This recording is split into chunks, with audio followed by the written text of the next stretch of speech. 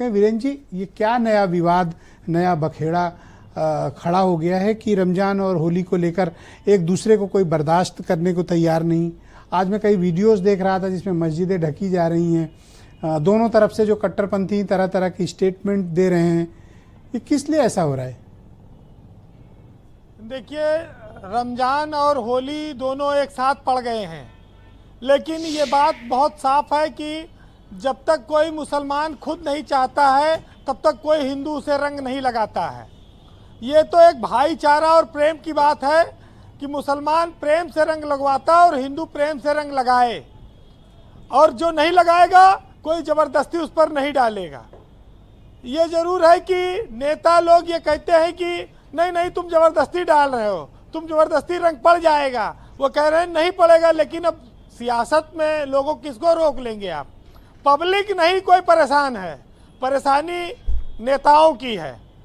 ब्रजेश जी, जब इस देश में इमरजेंसी सेवाओं में कोई भेदभाव नहीं है, जहां आप मुस्लिम डॉक्टर से इलाज कराने से नहीं मना करते, किसी का खून लेने से नहीं मना करते, किसी जब ट्रेन में जाते हैं तो ये नहीं पूछते कौन ड्राइवर चला रहा है, किस देहाती धर्म का है, तो फिर ये भेदभाव, त्योहारों में बंटवारा, ये कोई अच्छी बात नहीं है। ये सब नहीं होना चाहिए। ये देश बहुत बड़ा है और बहुत बड़ी जनसंख्या है हिंदू और मुस्लिम की। ये बात जरूर है कि सबको एक दूसरे के धर्म का सम्मान करना पड़ेगा, और बहुसंख्यक वर्ग के धर्म का, बहुसंख्यक वर्ग का सम्मान करना अल्पसंख्यक लोगों का भी धर्म है, उनकी जिम्मेदारी है।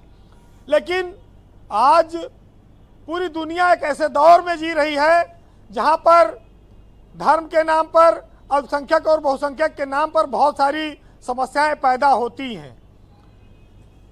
ब्रजेश जी, एक बहुत महत्वपूर्ण बात है कि जिस गीता और कुरान के लिए हम लोग लड़ते हैं, वो गीता और कुरान जब किताब घर में रखी होती है तो वो आपस में कभी नहीं लड़ती हैं। किताब घर में लोग आते हैं, उनको लेते हैं, जाते हैं। लेकिन समस्या ये है कि जो इसको नहीं पढ़ता वो इसके लिए लड़ता है, अगर पढ़ ले तो ना लड़े।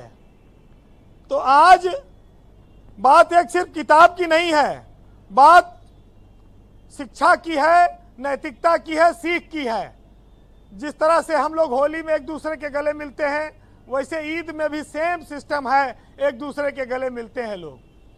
पहले और आज भी हम लोग एक दूसरे के यहाँ सेवई खाते हैं, वो हमारे यहाँ गुजिया खाने आते हैं।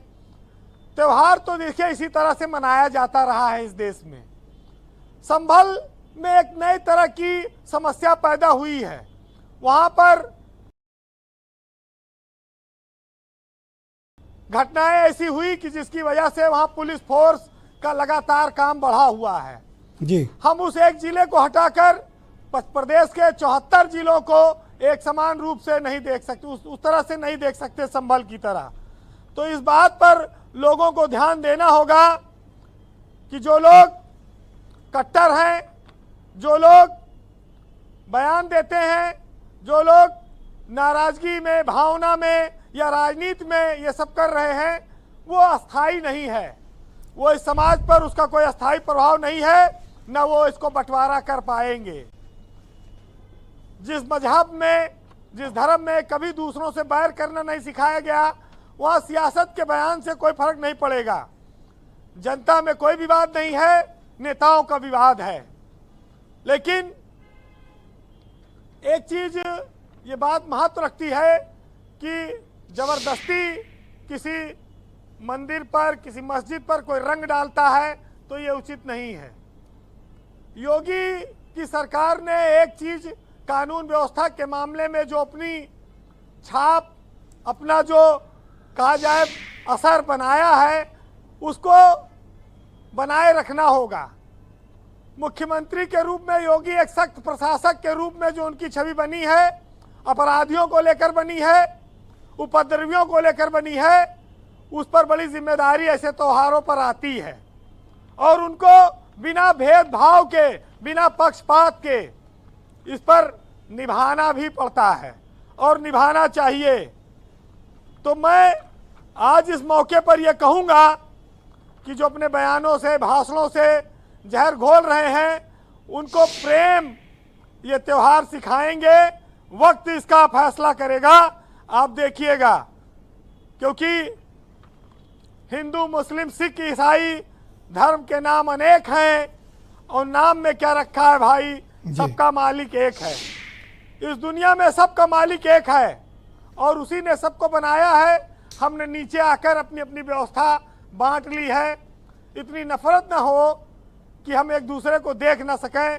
अभी बहुत जज्बा बाकी है, बहुत इंसानियत बाकी है। इस होली पर भी हिंदू मुसलमान गले मिलेंगे और नमाज भी होगी, हम यही उम्मीद करते हैं। सुनिएगा कि वो कहे या मौला, मैं कहूँ हे भगवान, वे पूजे अली, मैं पूजूं श्री राम। वो उसे खुदा कहें, मैं उसे कहूँ भगवान, वो जाए मदीना, मैं घूमूं चारों धाम। वो आदाब करें, मेरा हाथ जोड़ प्रणाम, वो अस्सलाम वालेकुम, मैं कहूँ राम राम। वो रखे रोजा, मेरा उपवास हनुमान, वो उर्दू की शौकीन, मैं हिंदी का विद्वान। वो मुझे हिंदू कहें, मैं उसे कहूँ मुसलमान। मुझे शुभ दीपावली वो कहें, मैं उसे कहूँ मुबारक हो रमजान। बहुत शुक्रिया वीरेंद्र जी, आपने अत्यंत सारगर्भित बात कही, समाज को जोड़ने वाली बात कही, सौहार्द की बात कही, आपसी अमन, भाईचारा और एकता की बात कही। यही वीरेंद्र जी की खूबी है कि वो इन चीज़ों का प्रस्तुतिकरण एक समाज के नज़रिए से प्रस्तुत करते हैं कि हमें देश की तरक्की सबसे पहले हमारे लिए होनी चाहिए। बहनों भाइयों, हम इस कार्यक्रम का दूसरा चरण प्रारंभ करते हैं। एसएन सिंह भारतीय जनता पार्टी के प्रवक्ता हैं। एसएन सिंह जी, उत्तर प्रदेश में आपके पार्टी के नेतृत्व